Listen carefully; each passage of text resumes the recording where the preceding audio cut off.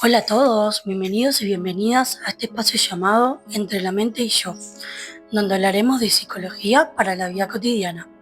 Mi nombre es Sofía Benítez, soy psicóloga clínica y en este podcast te invito a reflexionar sobre lo que sentimos, lo que nos pasa y cómo nos vinculamos, con un enfoque cálido, simple y sin vueltas, para acompañarte en tu proceso de autoconocimiento y bienestar.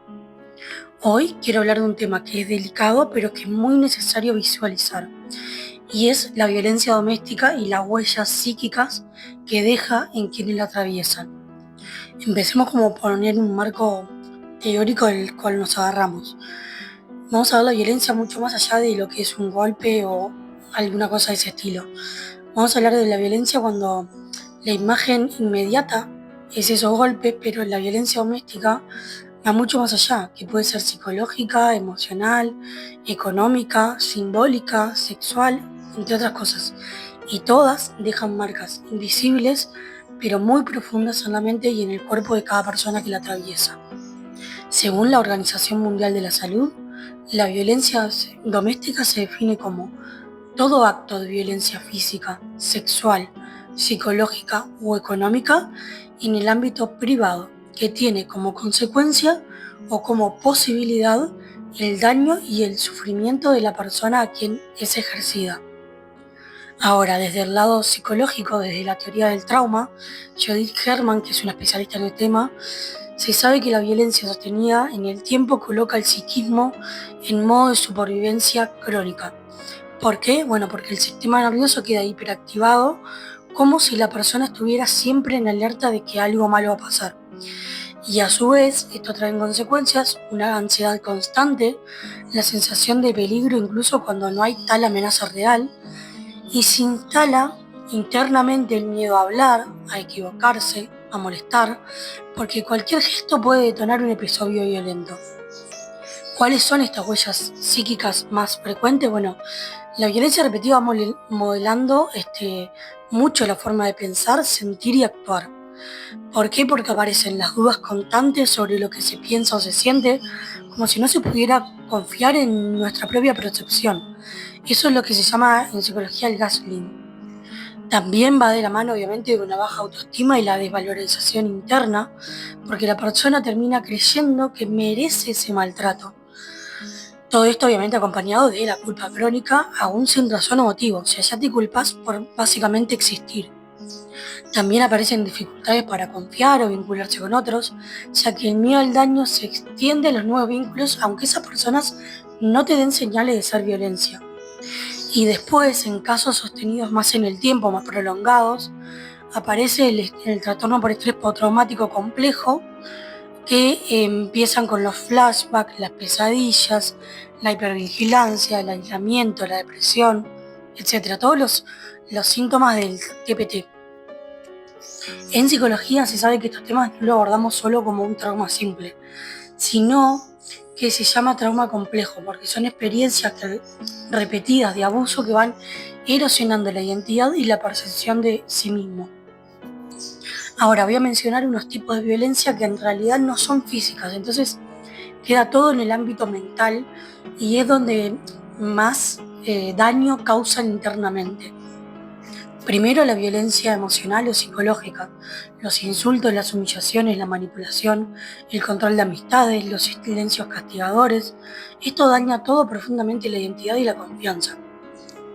Por otro lado, la violencia económica, que es el control absoluto del dinero e impedir también que esa persona trabaje o darle recursos mínimos para subsistir, que es un modo de sometimiento que genera mucha dependencia. Por otro lado está la violencia simbólica, que son frases, bromas o actitudes que en realidad refuerzan las desigualdades y desvalorizan a esta otra persona. Y por último, y no menos importante, la violencia obviamente sexual, que son las imposiciones, la falta de respeto al conocimiento, al consentimiento mutuo también y al uso del cuerpo como forma de control. Cada una de estas formas por sí solas ya impactan la salud mental, pero muchas veces, en la gran mayoría de veces, se combinan, generando obviamente un daño aún mayor.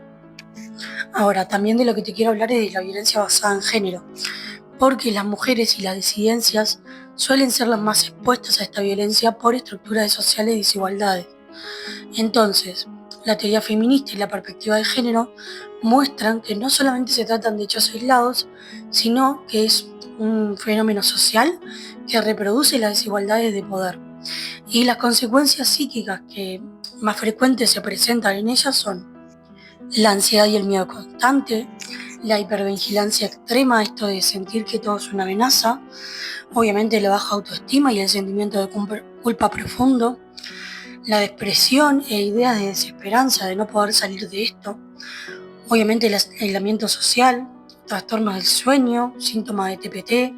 Entonces, como señala la Organización de Naciones Unidas, las mujeres en la violencia de género no es solamente un problema individual, sino que es un problema social y estructural que deja huellas, no solamente individuales, sino que colectivas sobre todo. También hay otro tipo de violencia que quiero hacer foco, que es la violencia hacia personas mayores, que es un tipo de violencia muy invisibilizada, ya que la sufren los adultos mayores y puede presentarse como maltrato físico o psicológico, la violencia económica, o sea, apropiarse de su dinero y manipular sus bienes, el descuido o el abandono, o sea, no atender sus necesidades básicas de salud, higiene o alimentación, la infantilización y la desvalorización de sus deseos y emociones, y el aislamiento social forzado, o sea, impedirles el contacto con amigos o familiares. Las consecuencias de este tipo de violencia sobre el adulto mayor generan ansiedad, tristeza profunda, pérdida de la autoestima, desconfianza hacia el entorno e incluso un deterioro muy acelerado de la salud física.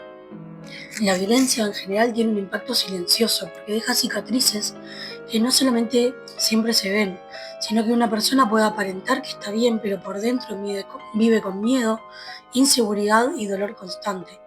Y es importante entender algo, nadie merece violencia bajo ninguna forma y ningún tipo. Ahora, ¿cómo podemos acompañar si conoces a alguien que atraviesa un hecho de violencia? Lo primero es escuchar sin juzgar.